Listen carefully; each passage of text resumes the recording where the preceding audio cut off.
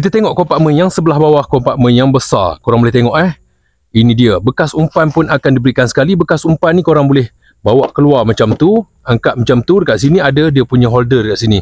Korang boleh letak kat sini. Memang sempoi. Okey, nak letak umpan ke ataupun nak letak dedak dekat sini pun memang sangat sesuai. Dia punya design memang lain daripada yang lain. Dekat sini ada rod holder, korang boleh letaklah rod korang ataupun joran korang dekat sini. Ada rod holder dekat sini. Kita tengok di bahagian sini ada tempat letak gewang. Kita buka macam tu, kita boleh letaklah jig ke mino ke mata pancing dekat sini pun boleh letak. Dia ada macam span dekat situ. Dia ada dua side untuk letak gewang. Alright, kiri dan kanan pun ada tempat letak gewang.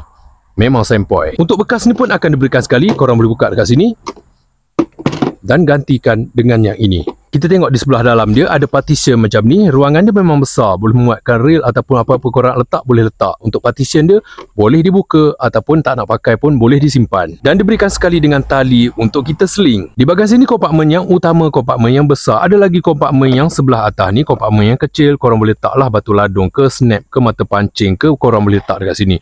Untuk partition dia pun boleh dibuka. Nak bagi luas ke, tak nak guna ke, boleh dibuka untuk kesemua partition dia. Untuk saiz terdapat dua pilihan saiz, saiz kecil dan juga saiz besar. Macam saya review sekarang ni bersaiz besar. Memang cantik. Siap ada logo daripada sisa. Tackle box ataupun box memancing daripada sisa memang memudahkan untuk pemancing-pemancing.